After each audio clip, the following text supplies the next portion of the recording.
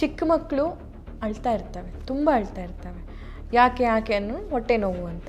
ಕೆಲವೊಬ್ಬ ಮಕ್ಳಿಗೆ ಮಾತೇ ಬರಲ್ಲ, ಸೊ ಹೊಟ್ಟೆ ನೋವು ಅಂತ ಏನೋ ಕಂಡು ಹಿಡಿತಾರೆ. ಕೆಲವೊಬ್ರು ಮಕ್ಕಳು ನಿಜವಾಗ್ಲೂ ಹೊಟ್ಟೆ ನೋವ್ತಾ ಇದೆ ಅಂತ ಅಂದ್ಬಿಟ್ಟು ಒಂದು 5 ಇಯರ್ಸ್ 6 ಇಯರ್ಸ್ 7 ಇಯರ್ಸ್ ಹೀಗೆ ಅಳ್ತಾ ಇರ್ತಾರೆ. ಸೊ ಆ ಮಕ್ಕಳಿಗೆ ಏನಾಗಿದೆ ಅಂತ ಪೇರೆಂಟ್ಸಿಗೆ ಕಂಡುಹಿಡಿಯೋದಕ್ಕೂ ಸಾಧ್ಯ ಆಗೋದಿಲ್ಲ. ಸೊ ಅಂಥ ಮಕ್ಕಳಲ್ಲೂ ಕೂಡ ಇದು ಶುರುವಾಗೋ ಲಕ್ಷಣ ಇದೆಯಾ, ಅಥವಾ ಯಾವ ಏಜ್ ಗ್ರೂಪ್ನವರಲ್ಲಿ ಇದು ಕಾಣಿಸ್ಕೊಳ್ಳುತ್ತೆ? ಇದು ಹೆರಿಡಿಟ್ರಿ ಬರುತ್ತಾ, ಹೇಗೆ ಸರ್ ಇದು?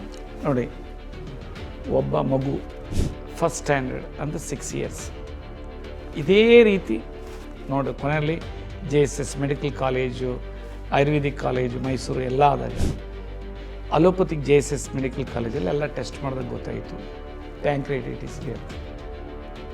ಅಲ್ಟಿಮೇಟ್ಲಿ ಡಾಕ್ಟರ್ ಹೇಳಿದ್ರು ಏನಿಲ್ಲ ಇದು. Then through again social media ನನ್ನ ಹತ್ರ ಬಂತು. ಆ ಮಗು ಒಂದೇ ತಿಂಗಳಿಗೆ ಚೆನ್ನಾಗಾಯಿತು. ಆಮೇಲೆ ಆ ರಿಪೋರ್ಟ್ ತೊಗೊಂಡು ಬಂದರು. ಒಂದೇ ತಿಂಗಳಿಗೇನೆ ಅದು ಏನು ಸ್ಟೋನ್ಸ್ ಇತ್ತು ಅದು ಕ್ಲಿಯರ್ ಆಗಿತ್ತು. You can't imagine. ಸೆಕೆಂಡ್ ನಾನು ಹೇಳ್ತೀನಿ, ಕ್ರಾನಿಕ್ ಅಂತ ಅಳ್ತಾ ಇದ್ಲತ್ತೆ ಮಗು.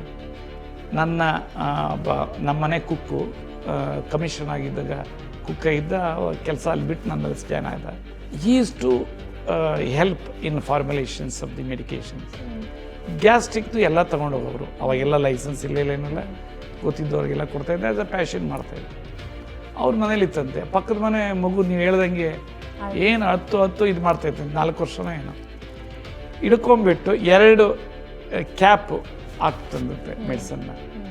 ಒಳ್ಳೆ ಕರ್ರಿಗೆ ಪಿಲೇಟ್ಸ್ ಹಂಗೆ ಗಟ್ಟಿಯಾಗಿ ಮಲ ಈಚೆಗೆ ಬಂತಂತೆ. ವಿತಿನ್ ನೋ ಟೈಮ್ ರಿಲ್ಯಾಕ್ಸ್ ಆಗೋದು. ಆ ಪವರ್ ಇದೆ ನಾನು ಕಂಡಿದ್ದಿರೋ ವ್ಯಕ್ತಿಯಲ್ಲಿ. This was told by Vijay Paswan ಅಂತ ನಮ್ಮ ಕುಕ್.